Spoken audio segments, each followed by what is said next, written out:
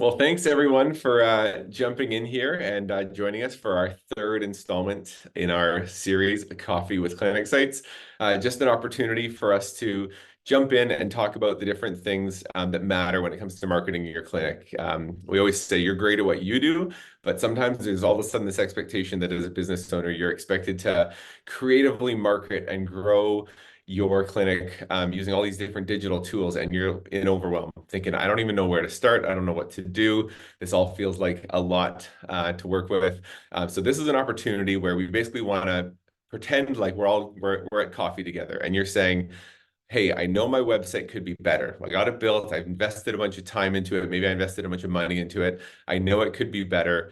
What do I do? And so this is just an opportunity for us to kind of sit down together here for 20 minutes or so and talk about it. And in this one today, we're going to talk about your website. What can we do to turn more of those website visitors into patients? Maybe we know that people are coming to your website, you're bringing traffic, but we're not necessarily seeing the bookings you want to see. We're not necessarily seeing people reaching out to you. And so this is an opportunity for us to help you with that. So just to cover our agenda today, again, we're going to keep it short and sweet. The goal is to keep it as if we're sitting down for a cup of coffee. We're going to hit the goal of your website is to answer questions from people who visit your site. And we're going to talk about how we answer those questions. We're going to take a look at your content. Maybe it's not the most exciting topic to think about changing the copy as it is throughout your website, but it is one of the most important pieces that's going to change the game as far as how people can kind of navigate through your site. We're going to talk about the mobile experience. It's something that can often be forgotten because we live on our desktops so often when we're at work, but that is a really core part of what makes a great website. And we're going to talk about some really practical tips to build trust, because that's essentially what we're looking to do when we try to convert someone from being a visitor to a patient, is they need to trust you before they're willing to take that next step. So I'm going to talk about some practical tips for that. And then, of course, at the end, we're going to have some time for Q&A. So throughout this session today, you're welcome to drop your questions into the chat. Some of those Kelty may answer on the fly, but some of them will actually come to at the end and have a little opportunity to have some back and forth if there's any questions that come up. So don't hesitate to drop those in the chat because we will have time for those. So let's jump into it. The entire goal of your website is to answer the questions that the visitors are asking. We very rarely do any of us pull up a website and think, oh, this is just fun. I'm just going to look around at some local businesses within my area and just see what they're doing, what they're up to. It's very rare that that's what we're doing on the web. What we're actually doing is we're very task-oriented. In your case, maybe it's someone's dealing with some kind of pain. Maybe they've been asked by a family member to schedule something for them. Maybe they've just been recommended to go visit you by a friend.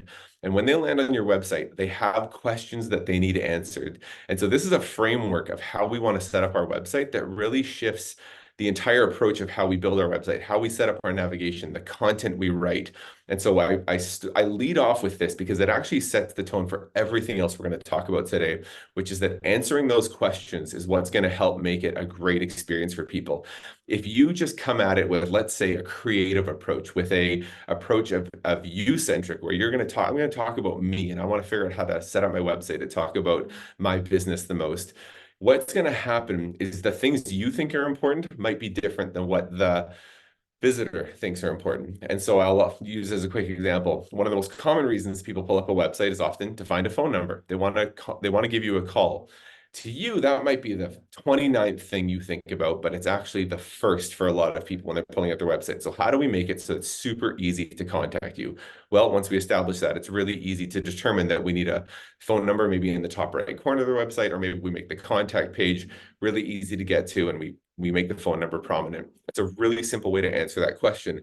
But you see how the focus shifted the minute we determined that was the main goal that the person had when they landed on the website. So I just want to brainstorm for a minute here. What questions are people asking when they land on your website? Where is your business located? Are you able to help me with my specific issue? I've literally got back pain right now. Can you help me solve this problem?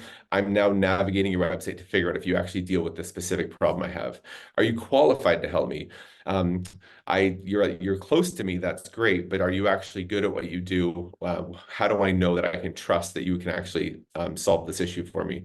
What will the appointment treatment be like? It's going to take me a bit of a drive to get there. I have to block out part of my day or take some time off work. Is this going to be an appointment that I want to be at? essentially. Do you have any appointments available soon? Very practically, I'm maybe thinking of 3 different practitioners right now. I want to know who's first available because this pain hurts so much. And so I'm really trying to figure out time. Looking at these questions, this really establishes what do we want what do we want our website to say and do? Because if these are the core ideas, then it really shifts how our navigation looks. Again, the type of words we put onto the website. And this is just a really quick list that I brainstormed, but it can go beyond that. So you want to think through, why are people coming to my website, and how do I make it as effective as possible to answer those questions for them? The idea here is that everyone has different questions. Some people come with one question, some people come with all 6 of those, or they come with 20 other ones. But once those questions have been answered, that's the hurdle. That's the piece they need to figure out before they're ready to take the next step. We're going to talk in a minute about why making it easy for them to book is super important, but they're not going to book if they have questions about whether or not you're close to them, whether or not you're open tomorrow, whether or not it's going to be a good experience to bring their children to. Whatever it is, whatever the questions they have, we need to get those resolved before we can take them to the next step. So now let's take a close look at your content. Again, this is not a really exciting topic because it doesn't necessarily make our website feel super flashy. It doesn't make it feel necessarily super professional. But at the end of the day, the content is so core to the experience, because what our eyes do is immediately zone in on a word. So even on the most beautifully designed website or the most horribly designed website, we zone in on words to figure out to get context for what we're learning, for again, trying to quickly get those answers, and getting clarity around that content is so important. So I want to have a few quick tips of how you can assess your content. My main idea here is to simplify everything. So really trying to break it down to the basics, because the more content you have, the more overwhelming it can feel. So I really want us to audit our content on our website, asking ourselves, is it necessary and is it up to date? I was, in preparation for this, pulling up a number of websites just to kind of see the types of content clinics are putting on their website, to see what kinds of things they're doing. The amount of times, the amount of websites I pulled up that talked about this pandemic that's just hit and how we're having to change some of our processes to figure out how to keep you safe right now. It's not that it's wrong to say something about COVID on your website, but having these massive alerts across your banners maybe aren't timely anymore, and maybe actually distract from the main thing we're trying to do, which is to answer some of those other questions. You haven't gone in and updated your content. So that's one example of content that just ends up out of date, takes up a lot of your page, and all of a sudden distracts from really allowing us to access kind of that core data we're going to. So just going through an audit and saying, do I still need this here? Is that page still necessary? I have a blog on there. Are we even still using it? We had ambitions to use a blog, but what if we didn't actually use it? So maybe there's lots of those kinds of things we can clear out. Having less unnecessary content is immediately going to make everything else feel more clear. Another idea is to turn paragraphs into sentences. And the reality is that people don't read on the internet the same way that they might read a magazine or a brochure. With the screen, your eyes just fatigue a lot faster, and we actually scan a lot more than we kind of in-depth read. And so assessing where you have those paragraphs, again, it was not uncommon as I was looking at different sites to pull up sites that had 3 and 4 paragraphs. And I always say, the first sentence is almost always read. The second sentence is read half the time, and the third one is like maybe a quarter of the time. Like, it just keeps dropping from there. And that content, what it does is it actually makes it feel kind of a little bit overwhelming as far as how much is there. I don't have time to digest all this. Again, I'm just looking for some specific answers. So I think a great way to simplify your content is to say, how can I take that paragraph and say it in 1 or 2 sentences instead of kind of that much more in-depth view? It's not to say there aren't people who aren't going to want that in-depth information. So maybe there's just a way to nest that a little bit deeper into your site, where we're not putting all of that on all the core pages. If you really want to dive into some specific topics, give them that more in-depth information for some of those researchers out there who really need to know a lot more before they're willing to take the next step. Let's make that possible, but let's again, kind of nest it down into the site. And also just connecting with how the visitor is thinking. So again, taking away some of this like I language, not so much thinking about yourself, but thinking about what are they thinking about. So instead of saying, we're the best chiropractic team in Denver, starting from the approach of, hey, are you dealing with back pain right now? Because it's one thing to make a claim. It's another thing to actually connect with the pain that they're feeling in that moment. And then later it can say, are you dealing with back pain right now? Hey, great news. We've got the best team available to help you. We're here to help you to solve that issue, but you connected with their pain first. So again, that's hitting that question of, can they help me with the issue I'm dealing with, as opposed to who are they going to claim that they are, which maybe isn't really, that's not relevant to them in this very moment. Just on that subject, there's a really great book I recommend called StoryBrand by Donald Miller. And it really takes about this whole idea of shifting your entire marketing language to being centric to the visitor, and how that actually changes that entire moment. So if this is something you want to take really seriously, is how do I convert better with my copy? StoryBrand is a highly recommended book.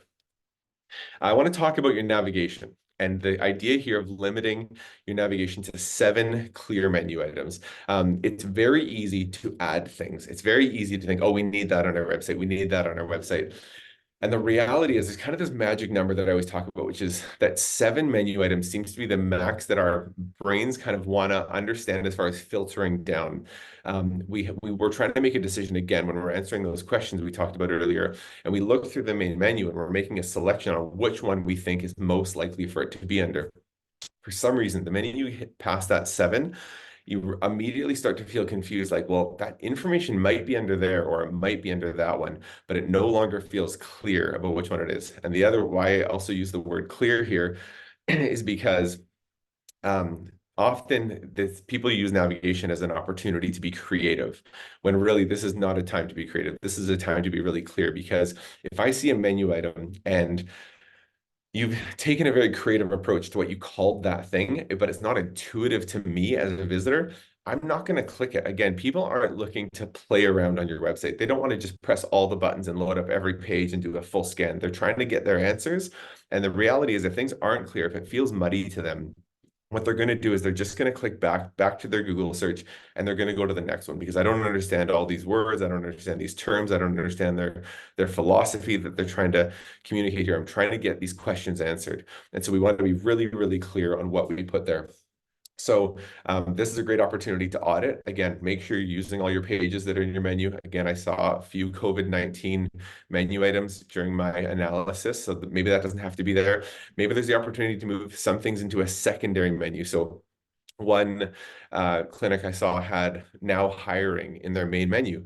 Very great to post that. They're going to want a new team member to join them, but is there a secondary spot to put that, where we're taking it away from our primary goal, which is to drive these people to become patients? Now hiring kind of gets in the way of that moment. Another suggestion here is, can you shorten the titles? Maybe instead of using 3 words, there's a better word you can choose that's 1, because again, just seeing less items in that top is really going to help. And I just want to show you some examples here. So here's an example where I found, again, the health and safety button on the right side was that one I was mentioning earlier, that had the COVID piece underneath it. Here, their blog was not active, so that would be an opportunity. So I think we're seeing about 9 options here, which feels like a bit much. I find that the team and about us feel the same. So if I'm looking to learn something about that practice, I don't know what I'm going to find under about us. Whereas I'm like, I think the team is the profiles, but what's over there? So thinking through, like, is there a way to combine those 2 ideas? Can it maybe become part of a drop down? Again, just to simplify what that looks like. This next one here, this is the one actually I was referencing earlier with the now hiring in there.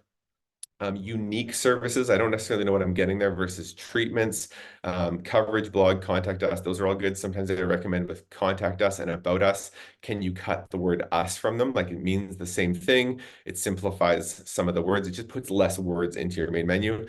This one was great. The reason I highlighted this one was, they've obviously determined get directions is really important with the green button in the top right there, but they didn't add any contrast to it. So it's actually going to be really hard for a lot of people to read. So I would recommend that. And then also health blog, I think they could probably simplify that to be just blog, but overall, I think that navigation is nice and clean and simple. Schedule appointment. If some people put that right in their main navigation, and then I find that those words are a little bit long, maybe moving to like a book now or schedule now would just make that a bit easier. But just wanted to provide a few examples and practical tips around that. So moving on from there, never forget the mobile experience. This is one of those things where, again, we're all at work. We're typically on a desktop, on a laptop, or on an iPad, but we're not realizing that about half of our traffic to the website is coming from people on their phone. And so just to really remember to take that opportunity to explore what that experience feels like.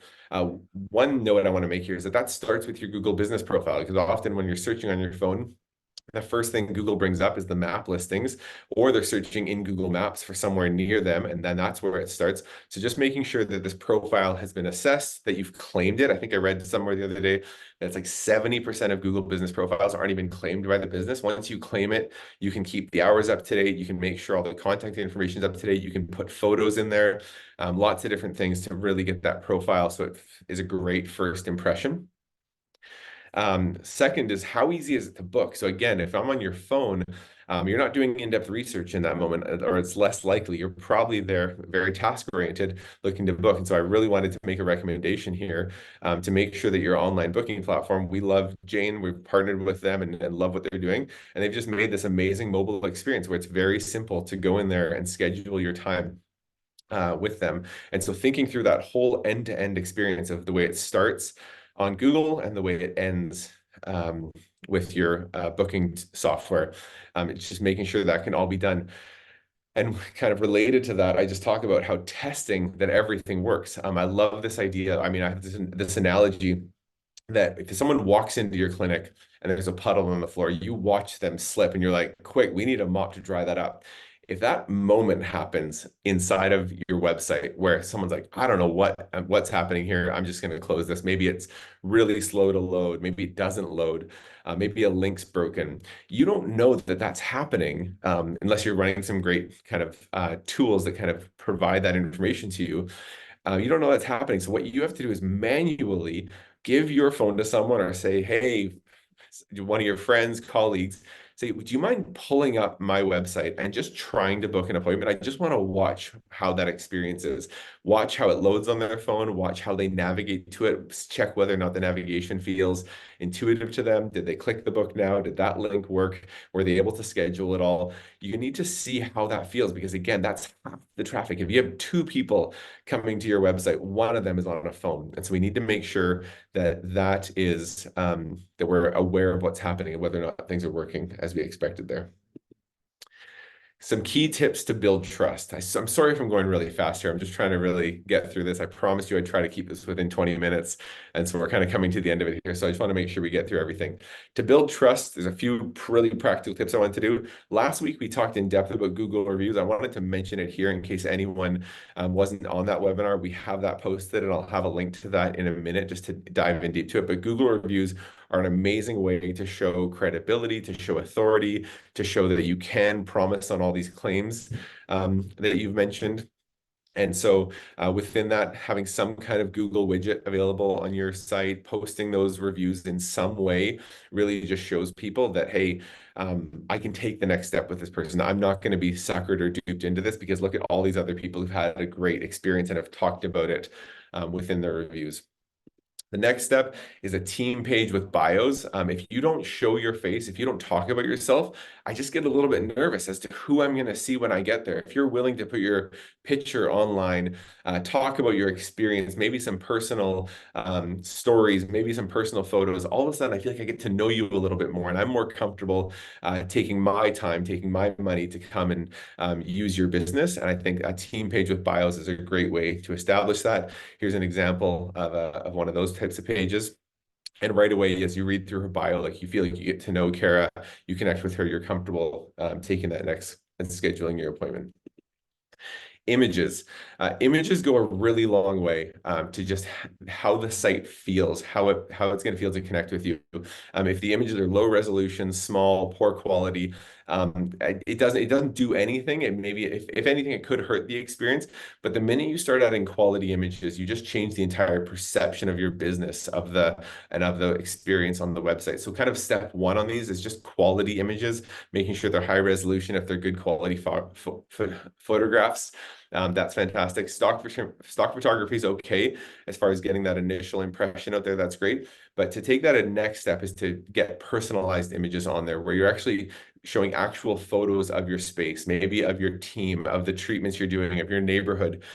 If someone's local to your area, they're going to recognize those. They might even recognize the people. They might recognize the space. But right away, they have that peace of mind of like, hey, that's where I'm going to. That already makes me feel better about knowing what it's going to look like, as opposed to just the potential fear or anxiety of the unknown. And then the final phase there, and it's amazing the difference this makes in websites, is if people take professional images, have someone come in for a couple hours, take pictures of your team, pictures of the treatments, pictures of the space, maybe pictures around your building.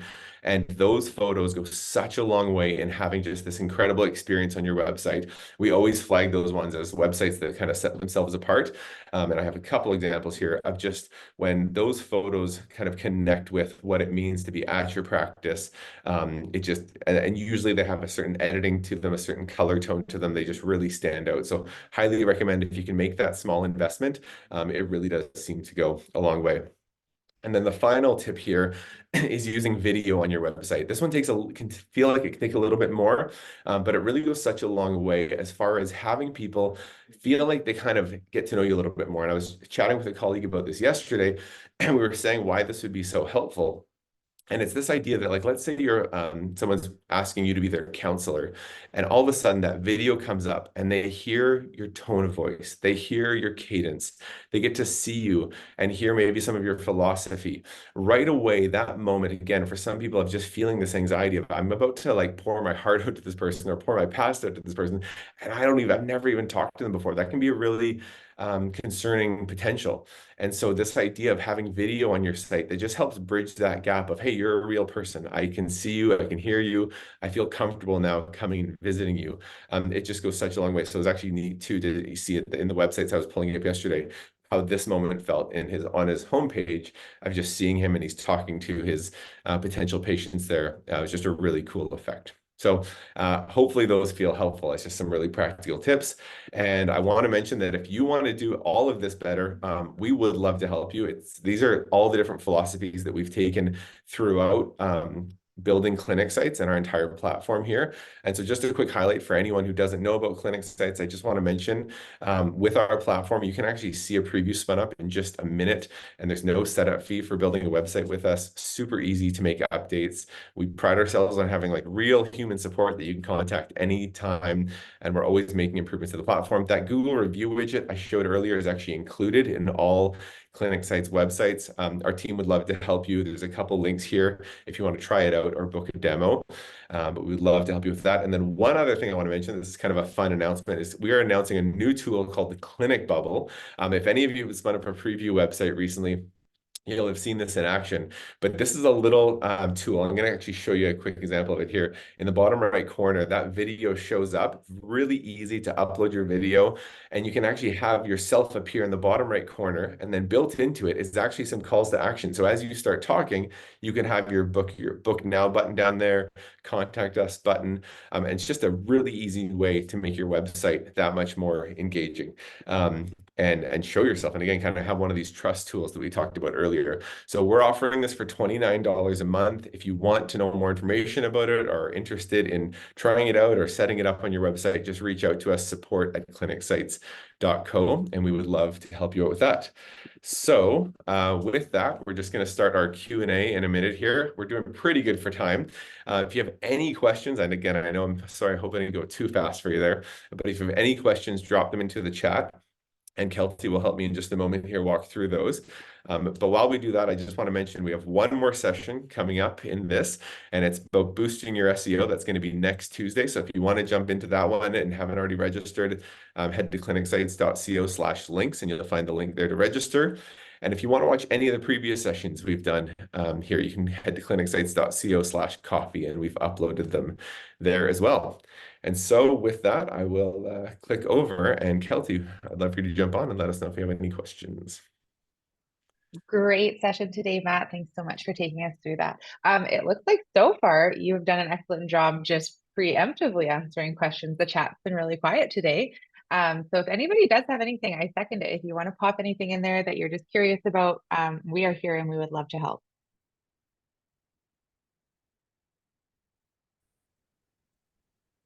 And if you think of anything after, you can reach out to our team anytime, like Matt said, at support@clinicsites.co. We'd love to hear from you and help afterwards as well if anything comes to mind later. Awesome. So good. Well, yeah, we'll take no questions as that we got lots of great information here. Hopefully it's all the knowledge was there. But thanks so much for joining us, everyone. This has been lots of fun to get to walk through this. And like Oh, Kelsey said, just we got one came in. Was that bubble to be used only regarding videos? that is, I'm trying to think if there's any instances where you don't do it. I think you could use it with just a text tool if you wanted to. I've only seen it implemented with videos, but we can definitely explore that more if you'd like to. Yeah, maybe just reach out, and I'd be happy to chat with you more in terms of like different implementations. Websites who have a bot chatbot that could work with a call to action. Yeah, this particular tool would not be best for kind of a non-video format. So that's helpful that you just mentioned that. There's lots of different chat tools out there. This one does have a contact form built into it, so if that's just what you're wanting to do. But if you want to have the more chat format, there is some other tools out there. I'm definitely happy to kind of explore that more and recommend. Easiest way to video yourself. I think with that one, I would say it's funny. We're in such, we've had this like YouTube generation come out. I mean, we've all spent time on YouTube where there's kind of become this acceptance of different levels of quality of video. So of course, if you can contract someone and build this great, beautiful video, that's fantastic, but it's not a requirement. I think at the end of the day, if you could take your phone, which again, we all have great video cameras in our pocket now, take your phone and have let's call it landscape for the sake of what we're doing here, unless we're using the clinic bubble, because in that case, that's going to be a more vertical format. But if you're putting something up to like YouTube, going landscape format, selfie mode on your phone, and just recording a 1 to 2 minute video, just introducing yourself, saying hi, and then putting that video up to YouTube. All of that's free. And then taking that YouTube video and embedding it on your website, I honestly think it will transform the feeling of your website. Of just about, again, in that experience of pulling up all those different websites, very few felt incredibly engaging. They felt very text heavy. They felt, and it's funny because so many of you might be sitting there today thinking, I don't want to go through the process of building a new website for one reason or another. If a lot of those websites had just done that, where they just took a video of themselves and put it into YouTube and embedded that onto their website, it would have felt so much more engaging than it was. That's a really practical, easy one to be able to do today, and I think it would make a big difference. So, and you can let me know if I answered that question or not.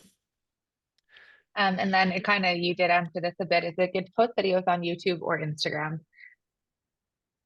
Yeah, so both are great. I think the beautiful thing about Instagram is it's going to get to an entire world out there. And it's not just your followers. They're going to bring that up in the algorithm where people are just going to be scrolling Instagram today and they're going to see your video.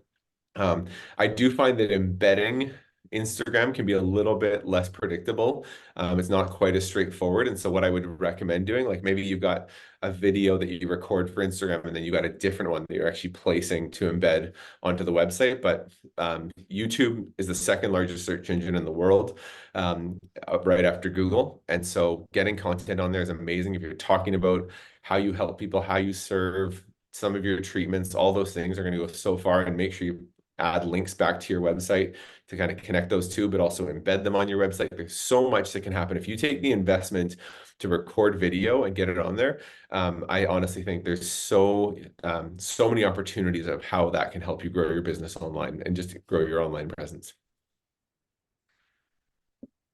And that looks like it in the chat today.